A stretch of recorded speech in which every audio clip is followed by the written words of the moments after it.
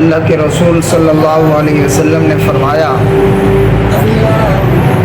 جیش اسرا کی تجہیز میں غزوہ خندق کے مالی تقاضوں کی تکمیل میں جو شخص نمایاں حصہ لے گا میں اس کے لیے جنت کی بشارت دیتا ہوں۔ حضرت عثمان غنی رضی اللہ تعالیٰ نے پوچھا غزوہ تبوک کی تیاری میں سب سے زیادہ احصار کس نے کیا؟ بہت سارے لوگوں نے کیا کہ وہ سعادت آپ کو حاصل ہوئی، تو آپ نے فرمایا پھر آپ کو یاد ہوگا کہ اللہ کے رسول صلی اللہ علیہ وسلم نے مدینہ والوں کے لیے جو ایک یہودی کے پاس ایک کنواں تھا اور وہ میٹھے پانی کا کنواں تھا، تو آپ نے فرمایا تھا کہ جو شخص اس کنویں کو خریدے گا اور جو مسلمان خرید کر مسلمانوں کے لیے آسانی پیدا کرے گا میں اس کے لیے بھی جنت کی بشارت دیتا ہوں۔ تو حضرت عثمان غنی رضی اللہ تعالیٰ عنہ نے بہت مہنگے داموں میں اس کنویں کو اس یہودی سے جا کر خریدا اور آ کر اللہ کے رسول صلی اللہ علیہ وسلم سے فرمایا کہ یا رسول اللہ میں نے وہ کنواں خرید لیا ہے۔ اللہ کے رسول صلی اللہ علیہ وسلم بڑے خوش ہوئے اور فرمایا کہ عثمان آپ کی وہ ملکیت میں وہ کنواں آ گیا،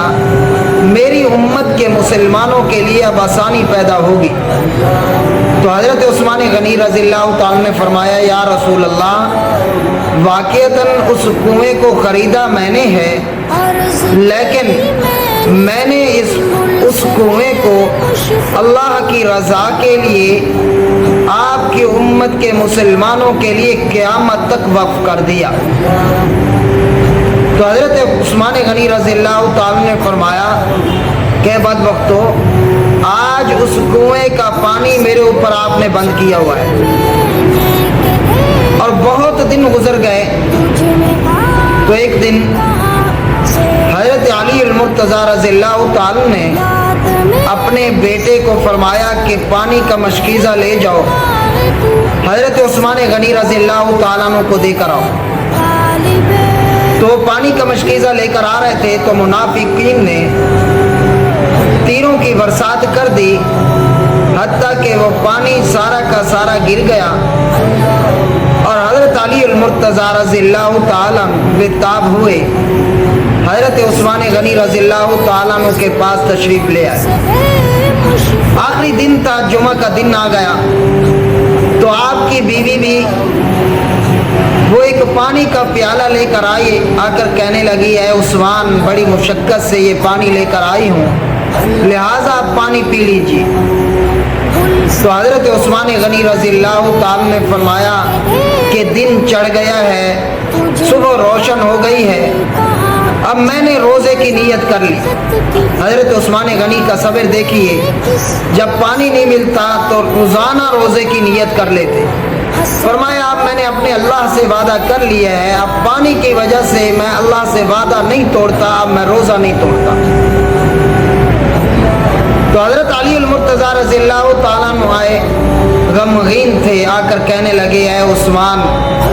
ایک تو آپ نے ہمارے ہاتھ باندھ کر رکھے ہیں، کہتے ہو کہ ان کے ساتھ جنگ نہ لڑو، تو اب کیا کیا جائے؟